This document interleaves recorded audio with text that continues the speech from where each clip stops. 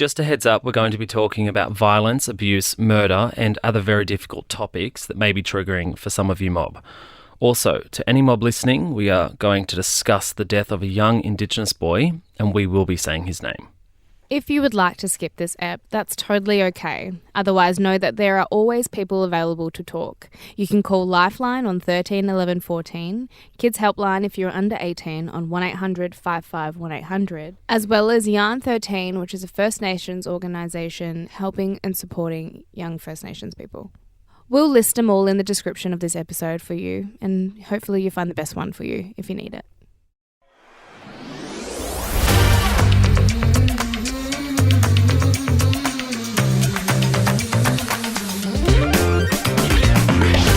Welcome to Not So PG. I'm Brooke Blurton. My pronouns are she and her. I'm Matty Mills. My pronouns are he and him. Right at the top of this episode, we'd like to acknowledge the custodians of the land in which we record this podcast. For me, that's the Gadigal People of the Eora Nation. And for me, that's the Wurundjeri people of the Kulin Nation. Let's get into it, Matty. Let's do it.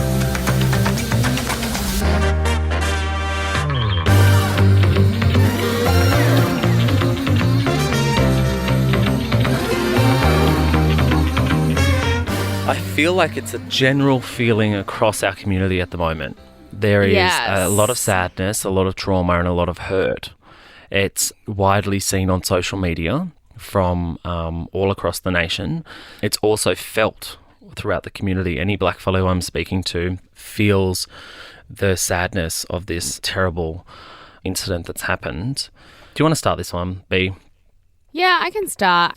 The facts are, unfortunately, a young 15-year-old Noongar boy has recently passed in Perth. Now, we'll go through the facts and talk about it later, but what we want to talk about today, and I guess what we're feeling, is the heartache for the family and community that this young boy belongs to. This could have been any of our nephews or our little cousins, and I'm feeling that this is not the first time that something like this has happened, but this case in particular is a very complex and it's still an ongoing. So we are just basically, I just want to talk about how it affects us, but then also why is it happening and kind of understand this is a 15-year-old boy. So his name is Cassius Turvey and he belongs to the Noongar community, which is home for me, right? And so it kind of hits home in that way.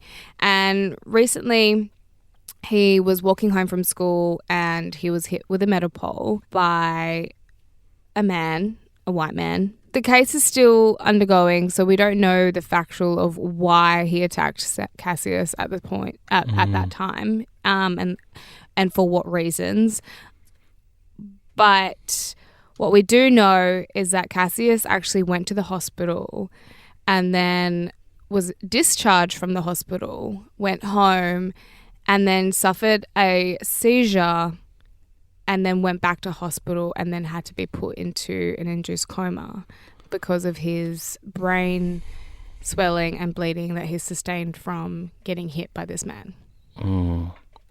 So it is one perspective that I actually just want to talk about is the fact that this is a 15-year-old boy that was attacked walking home from school. And it kind of reminds me of a time that my brother and I were actually walking back from school.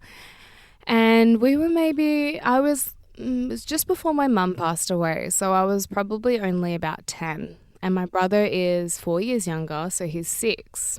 And so we're walking home and this is in Carnarvon, so, you know, everyone kind of knows everyone. But we walk past this particular house and this person starts yelling at us, calling us black cunts. And we're like kids, so we're like, you know, we're kind of little, you know, we were taught to always stick up for ourselves. So we start yelling back. We're like, we're like kids, right? Yeah. And so he kind of walks to the end of his driveway and so we shit our pants and we just run off. And it kind of takes me back to that fear as a kid in that time, like just walking home from school and just getting called a black cunt or being abused was like so uncalled for and so unnecessary. But I still live with that fear for my children today, thinking like, will that happen to them? The reason why a lot of our family and our community on socials are feeling the heaviness of this is because we've seen this so many times before. Yeah. And it brings up so many feelings for us. It brings up that fear. It brings up that disappointment. One, it's also grieving another Black death in community, which is always so hard. Mm-hmm. We have to mourn and do sorry business. There's so many feelings towards it, and I think we're getting a little bit tired and a little bit exhausted from continuously seeing these things happen. Yeah, I agree with you, B.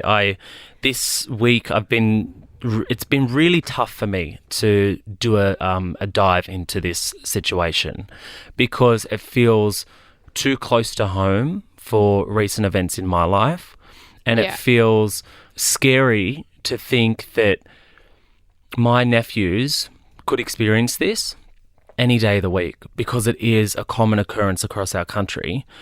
I firstly just want to say that I deeply, deeply feel for his mob, his family, his siblings, his mum. I feel heartbroken for them. I know what it's like to lose someone close to you like that in such an awful situation. After I sort of put those feelings aside, I had a little dive into who this kid was, and he was a bubbly, happy, driven, ambitious, loving little fella with a big smile and a heart of gold. And I looked at him and he reminded me of myself. Oh my God, I'm getting so emotional in this because, you know, we don't know Cassius personally, but when a young kid in community dies, we mourn it together. Yep. And I feel like the reason why it's hitting so close to us is because we see ourselves in them. Yep. Right? And it could be our nephews, it could be our little cousins, and that's why it just hits differently. And the white non-Aboriginal community might not understand it. And I get that. But at the same time, why is this happening in 2022? And also, why wasn't it covered? Like, I remember seeing so much beautiful footage of him circulating through our little socials and stuff like that. But no one was picking up this story and saying, like, how devastating this is. Yeah. I think that when you ask why, the first thing that comes to mind is, you know, and I'm not saying that this is racially motivated because we don't know what motivated this attack. But what I do know is in these small communities and in communities like my own, Black lives are undervalued. And they're undervalued because of the way that they're stereotypically represented in the media. And so there is a lack of empathy for Black people and First Nations people in these situations generally across the board. But I also find it really difficult to know that this family now have to mourn the loss of their 15-year-old family member, but then also have to appeal to the oppressor, which really a lot of the time in these communities are the police, for answers. That emphasises how undervalued our people are. Because the reality is that wouldn't be said if it was a non-First Nations person. I actually want to ask you the question, because if this was a 15-year-old young white boy, would the story have been picked up quicker and sooner? Mm-hmm. Because their lives are valued. It's not about the news for me. Exactly. It's not about the news and the exposure, but it's like recognition of something so horrific like that is just like swept under the carpet and no one blinks an eyelid at it. And that's what's disappointing. Now, I just wonder, like, if it was a 15-year-old kid that was white Australian, would he... I don't know. I really don't know if the same situation would have even happened. That's what I wonder as well.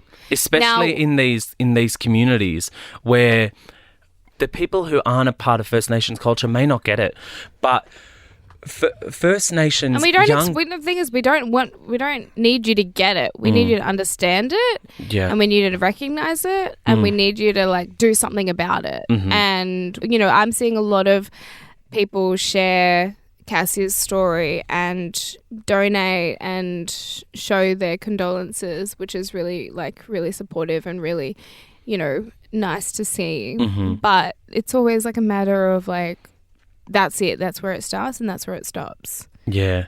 Do you know what I mean? I just wanted us to I urge community just to do more. Like, I just want people to do more, and I want this to stop happening. I find that sometimes in the cities, the big cities, there's a different scale between, how do I explain this? It's really hard to explain, but First Nations people in communities, I find, are very distant from non-First Nations people. And I find that, like, in smaller communities, the divide between the two communities is far and few between. You know what I mean? Like, yeah. you've got one end of the scale that this half of the town live on, and the other end of the scale, this half of the town live on. And it's very hard for people to find a common ground. But I find in the city it's a little bit easier for that. But what I mean by that is that you have extreme views and extreme stereotypes made against you, which only enhances the views of the people who want to hurt you. It's so fucking tiring. It's so exhausting. Like, I'm frustrated, I'm angry, I'm also sad that this is happening. And when I think of it, if it happened to like my 15-year-old little brother, who's not 15 anymore, but if he was, and then like also like what's happened, I missed out on a big chunk of his life. What has he experienced that has then shaped him to think that this world is not made for him? And that's what happens for First Nations people. We're continually oppressed and made to feel like we're a piece of fucking shit, that we don't belong in this world. And what people can do is stop making us feel like fucking shit. Like, no one stepped up and told this story. It takes Narelda Jacobs to make a story that I know that white people can't talk on behalf of First Nations people. We're not asking you to fucking do that. Amplify our fucking voices, though. Exactly. Elevate us. Like, not make us to seem so, like, don't demonize us. Don't make us look like we are underprivileged, disadvantaged, uneducated continually. Like, there are fucking some people out there doing the work, putting it in. I'm just, sorry, I don't mean to cry. Just frustrates the fuck out of me how when you're always doing the work and then it's other people that get put on this pedestal that are usually white Australians, and I'm sick of seeing it, and whose voice are they elevating other than their own?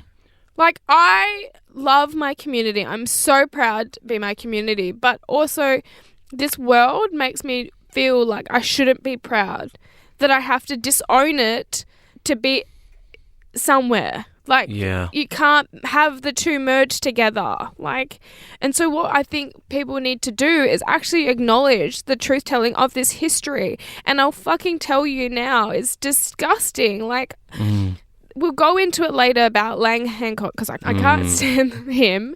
And for what he said years ago, which wasn't even that long ago, it was 38 years ago. I'll go into it soon. But that wasn't that long ago, and that is still how people think to this day. Yeah. Yep. And what we can do is actually acknowledge the history, the truth-telling of it, and stop demonizing Aboriginal and Torres Strait Islander people. Stop making them out to be like fucking, we are a minority group in this country, but we were actually we're the oldest living culture in the world. And we're not sick. I don't want to be integrated. Like, if we're like animals, like, I actually just want to be acknowledged and like. And I also feel your heart here. Like, I know that this is like a deeply rooted thing that we and, you are trying to fight against. And it's like what I see in the world, especially that we operate in the media lens, there is an agenda that needs to stick so that we have limited access to tell our story. Or it's all because the Western lens operates like that. The Western world has an agenda to push people who don't confine to their needs and their wants to the side or down. And like our stories, our culture has always been pushed to the side and pushed down in this country.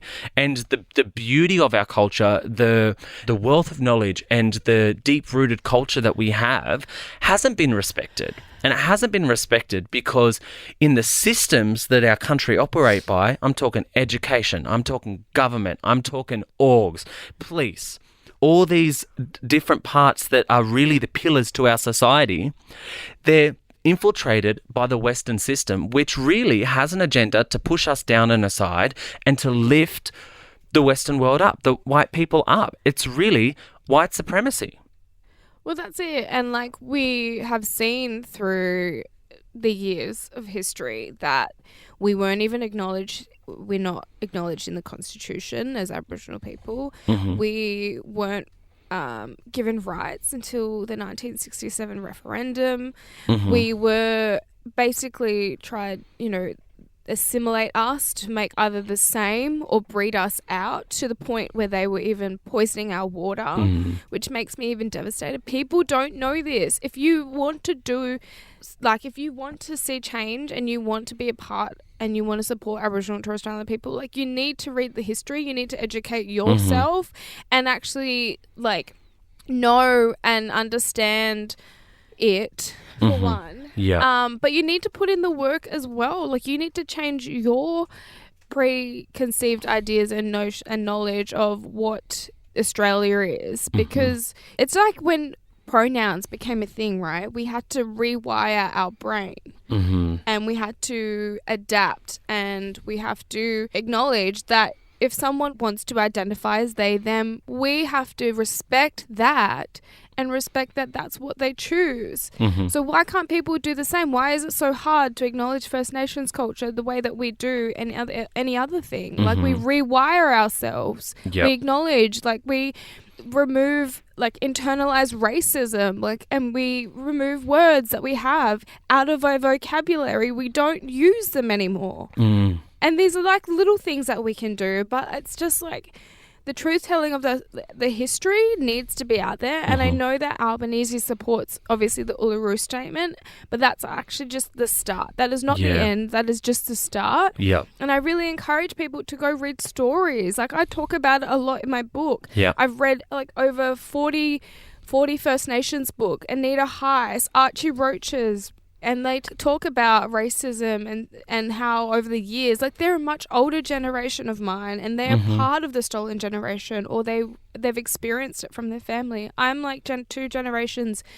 I've only just been a part of it in this century. So I haven't, I guess, experienced it the way that these elders and people that I've read about. But their stories still exist, and that's how the world was once upon a time, and it still kind of is. Like, that's what I'm trying to say. I know I'm very emotional right now because I understand. a young kid has died. Yep. And I think the reason why it hits so close to home for me is because these are kids. Yep.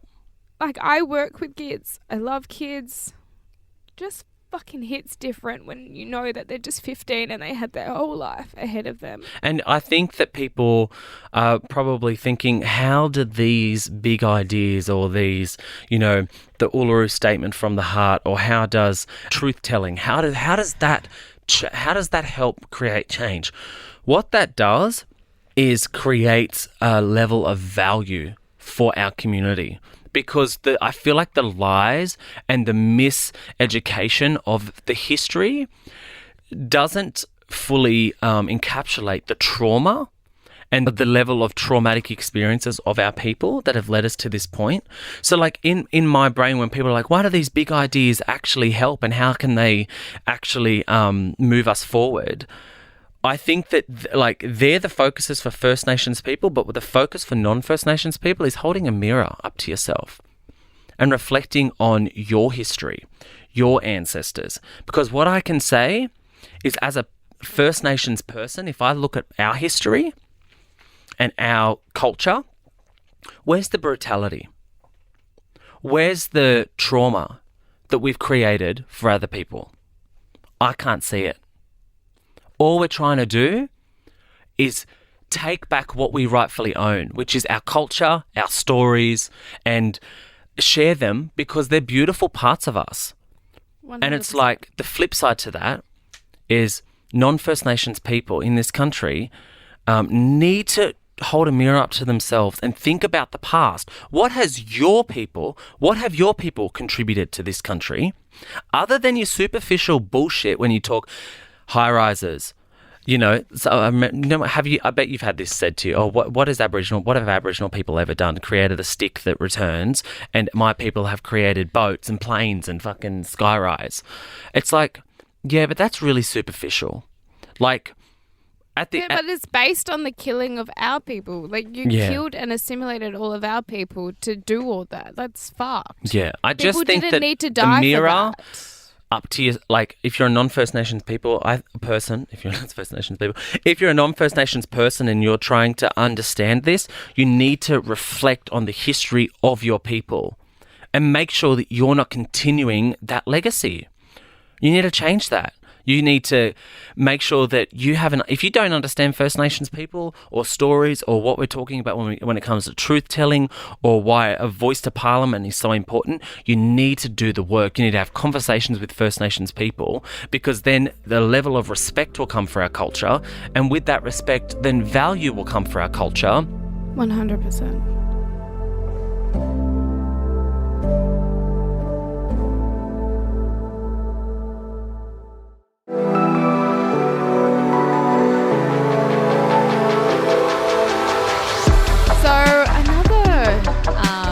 Thing on the racism news, Matty. Mm-hmm. God, we're just like a news tabloid. We just might as well call everybody is racist. Yeah. I'm joking. That racist. Is just me just hating the world right now. I recently had been reading The Guardian, and I was reading particularly because I was actually reading a story that I was doing for The Guardian. I wanted to do some research on previous ones that I've done. And I came across this news article about Danelle William, who plays for the Australian netball team, the Diamonds. Oh, she is solid. I love her. She's awesome. And she's a Noongar girl, so, you know, always representing Perth. And I love that, you know, Perth Mob are playing in Australian teams and playing for the country. Like, it's just amazing. Mm-hmm. What I love about Danelle is that she's like me and like us. She's so proud of her culture and she's so connected with it. And so she spoke up about how she felt really uncomfortable about wearing a uniform that had Hancock prospecting on it. Now, obviously, we know as Australian teams that you are sponsored and you have responsibility to those sponsors by wearing them on your uniform. What I don't feel comfortable with, and I especially feel that this is why Danelle Williams didn't feel comfortable about wearing it, is the history of where one of those sponsors comes from and what has previously said. Now, Hancock Prospecting is owned by Gina Rinehart. Now, if you don't know who Gina Rinehart, she's probably one of the most richest people in Australia. In the world, actually. In the world, actually. Yeah, she's definitely one of the top richest females in the world. Basically, what I read was that Danelle William felt uncomfortable about wearing a uniform that had said Hancock Prospecting on it.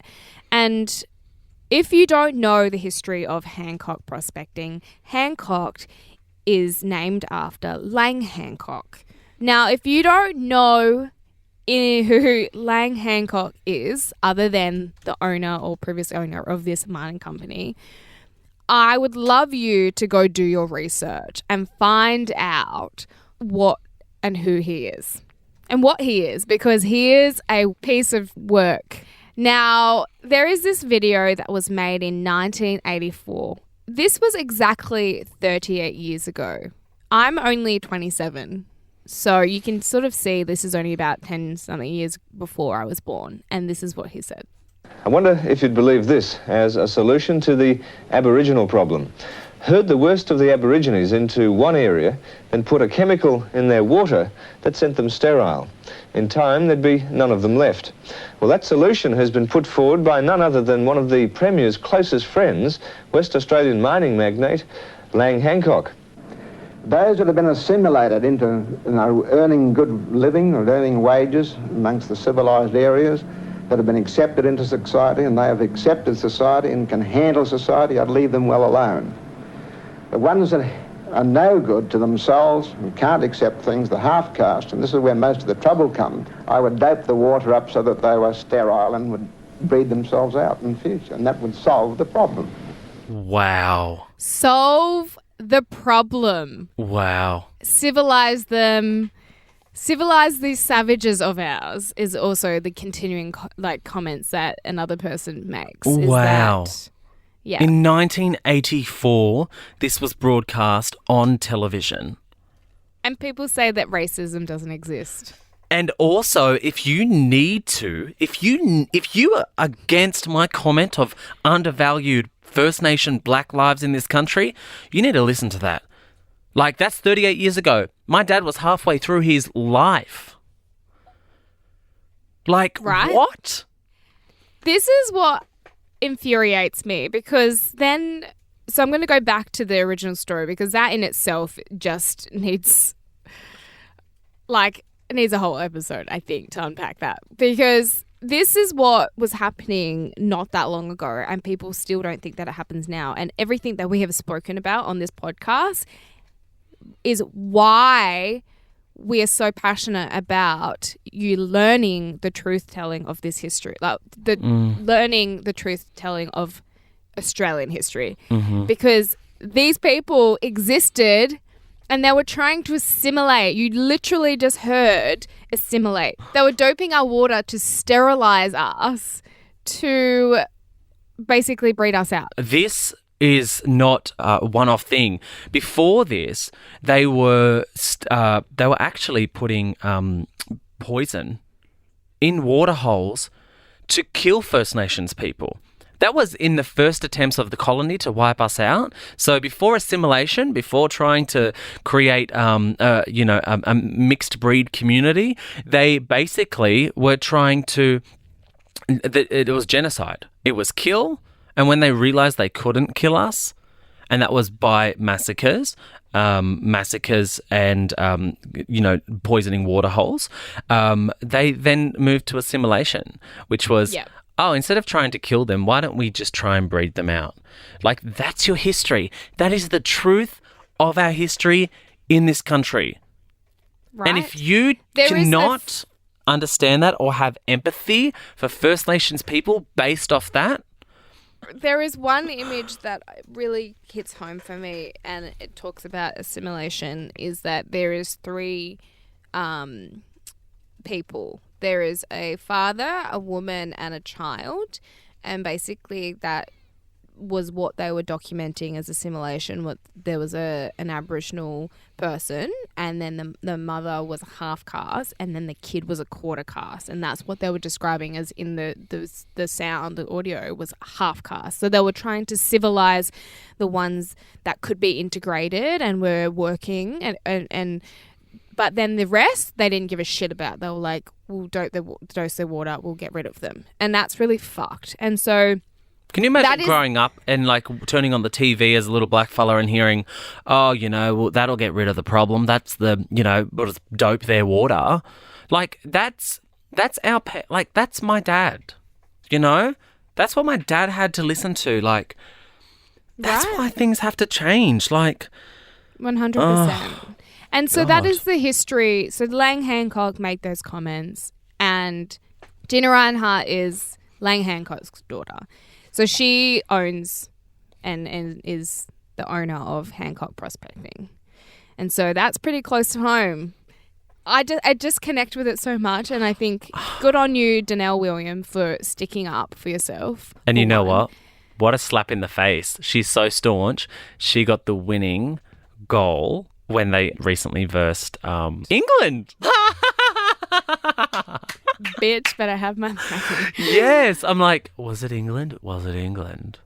But yes. They did scrap. They did actually take away the $15 million, I'm pretty sure. Yeah. Danelle William expressed how she felt, and I think that's absolutely staunch, and I think I'm really proud of her for sticking up to her values, her community, and saying no.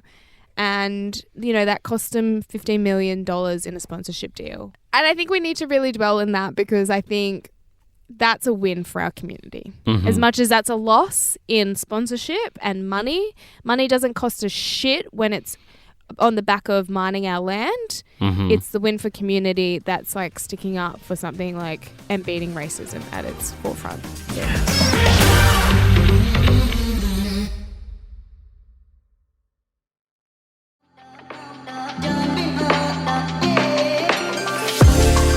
Oh my God, I can't believe she's pregnant. Wait, am I allowed to... Oh, are we allowed to talk about this? Should we talk about it? Let's do it. Our podcast mother is having a baby. Oh my God, Elise! I'm so excited for you. Not Elise, Sorry, guys, it's not me. Nah, it's not Elise. It's our I was going to say grandmother, and that is not allowed because she's your pod mum and our pod... You're our pod mum. Yeah, so she's my We boss. have lesbian mothers. Yeah, look. Every family looks a certain kind of way, guys. Oh no, oh my God, I can't believe she's having a baby. I'm so excited for her. Yay. So if you didn't know, Rachel Corbett, our podcast mum, announced that she was having a baby on the project. And that's so exciting. One, because we know her personally, but two, also I think it's really amazing that she even announced it in that way, but I also know. the fact that she's doing it herself. Doing it herself. I love that for her. Love that so much.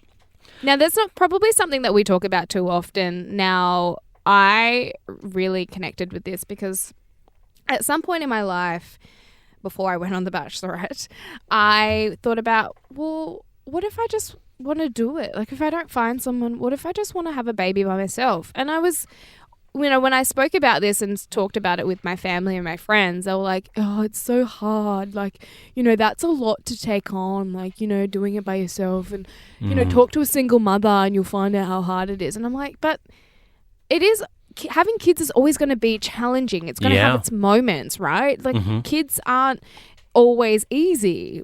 But if you want to make that decision and that choice, why is it so frowned upon and why is it so looked down, like as if you're sad? And I think Rachel described this perfectly on the project. She said she kind of made humor out of it, and I love that about her, was that when she tells people that she's doing it by herself, they're like expecting her to sort of respond in a like she's been crying and she's like really sad and can't find a man and crying herself to sleep. It's or a like, woman, whatever. This I is don't an know independent woman taking her like life by the reins and choosing what she wants to choose. That's exactly it. And why is it not like credited? Like, if I just feel like, why is this pressure of having to find someone to have a baby with? Why can't you just have a baby? Science is now evolved where people can do that and have that choice. So why can't we just have that choice now and just not have to talk about all the other shit with it? Yeah. Do you know what I mean? Yep. And so I've always wanted to do that. I know you know that I love kids and at some point I was like saving up. I basically had money banked to do IVF. Not a lot of people know that, but I was prepared to do that and still am. But now that money has gone to a house and I'd love to set my family up. And I've kind of put kids and having kids to the back burner right now. But I just love the thought of, I love being a cool auntie. I love being an auntie. You know how much I love kids. And we spoke about this previously about your passion for having children and being on the same page as your partner. But if you wanted to do it by yourself, you could absolutely do it yourself. And I would. Like, I know that that's an option for me, and it's always been at the, at the forefront of my mind, really, when thinking about kids. It's like, if I'm with a partner who doesn't want to have kids, that will be an issue. If I'm with a partner who wants to have kids, I would love to have kids with a partner. But if I'm a single dad at the point in my life where I want a little baby and I want to like focus on being a dad, then I would 100% do it. And I think that the beauty of that is that you get to make the choice. And I love that. That's empowering. What I feel like is also really something that I really love about our culture is that a baby is not born just you and, that the two people that made it or That's the person right. it's the community. Like, that kid gets passed around like that community all day, every day, or, you know. Takes a village. So, exactly. And I think that's so admirable, and it's so beautiful in that some way, where even when my friends have had babies, like, we all do our part. It's not just like singularly. And I know that there are people out there, there's single mums that do it tough and single dads that do it tough, or single people that do it tough. There's not one way to family. The conventional family is really outdated. We don't mum, dad, son, daughter. Like, that doesn't really exist in my eyes. Like, I feel like for me, my family is my family. Like, some are even not blood, and sometimes family isn't blood. And so I was really, really inspired and hugely admirable of Rachel Corbett and what she's doing, and I think we have to credit her. We do love her, obviously, because we know her personally, but you know, she's not going to do this alone. Auntie Brooke is going to be there. Yes, and Uncle Matty. Exactly. I've already made dibs. I already literally messaged her and I was like, I make a great babysitter, by the way. Oh my gosh. Well, she messaged me and she's like, as long as you don't mind a new co-producer. I'm like, yeah.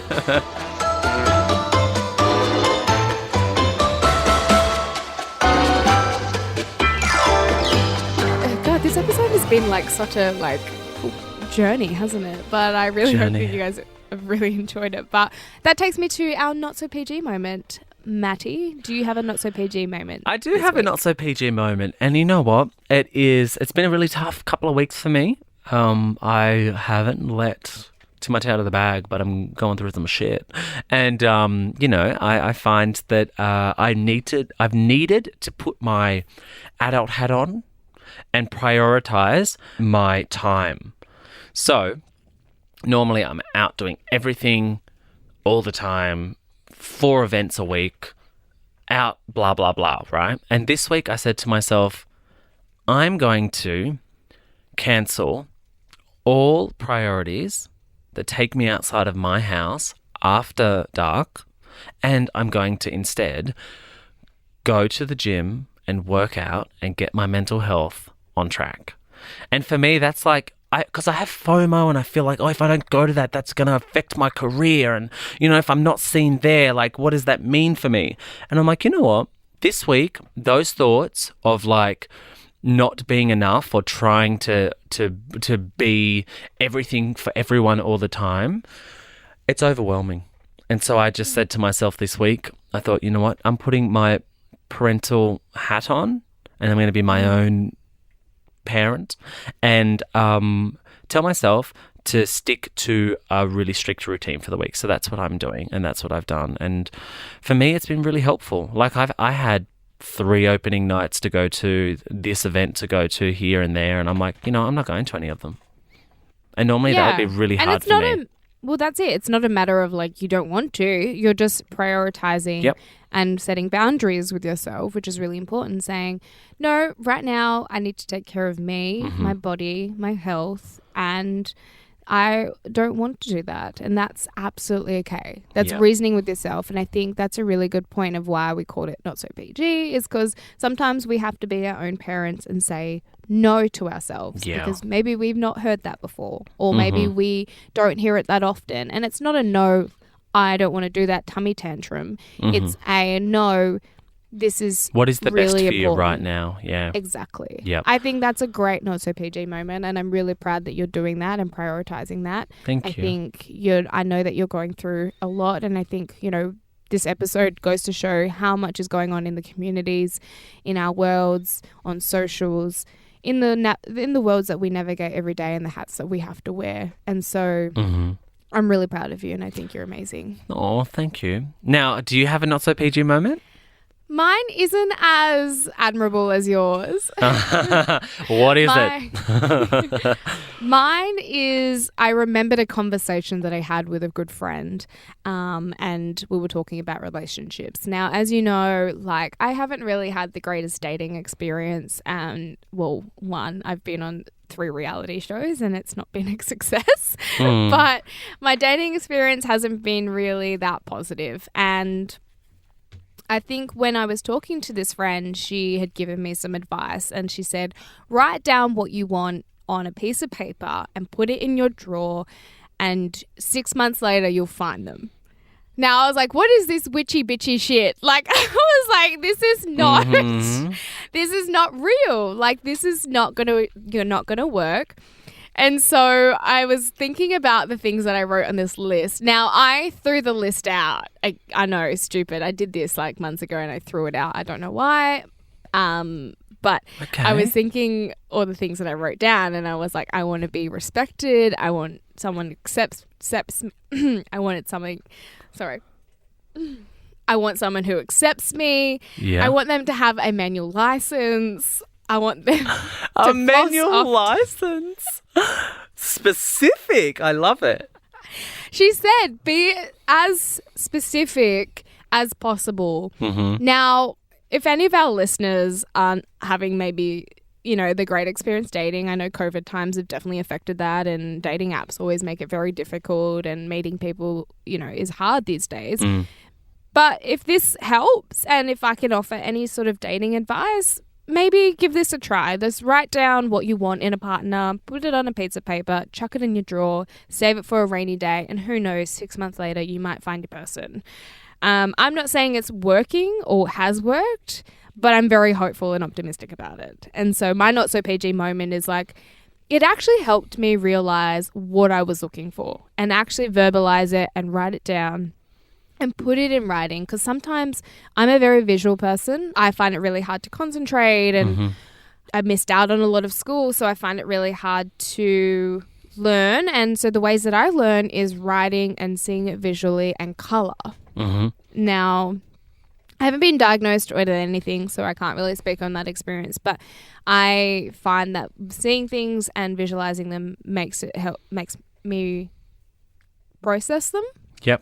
And so maybe writing them out helped me process what I was actually looking for and what I'm after. And maybe I'll find my perfect partner. Or maybe I have found them. Who knows? But it actually was really funny because I also wanted to write a few things that were really funny that only people would get. So like I wrote, they have to floss often. And I'm not talking about the dance. I'm talking about dental hygiene. No, and I wrote, to be set as a priority, the word slay should never fucking come up or come out of their mouth. That's a slay. Like, you can say that, Matty, but if my partner says slay, I'm like, fuck, get out. Cringe. Get the fuck out. Yeah. So, no, to be seen, to be heard, to be listened to be understood. And they also need to know how to spell your and know the difference. Mic drop. I love that. You know what I love? I love that you know yourself so well. Like, you're so inspiring to me, just so you know. I feel like you know yourself, and you try to learn about yourself more than anyone else that I know, which is awesome. I would make a great shrink. I always say that, like, shrinks always really go into shrink, as in psychologists, sorry. They always say that people who study psych want to go into psychology because they want to know more about themselves. Yeah, I love that. Well, on that note, I do feel confident in myself, but sometimes we need a little bit of validation. So if you love this episode or you have loved other episodes, please, guys, if you can give us a review and show us the love and that you love us and love listening to us every week, we would really, really appreciate that. So yeah, thank you so much for listening to Not So PG. We've loved talking this week, and we'll see you guys on the next episode. And if you want to find us on socials, you can find us at brooke.blurton, at Nova Podcast Official, and at It's Matty Mills. We know this episode's been heavy, but we do love you more. Bye. Take care. Love you guys. Bye.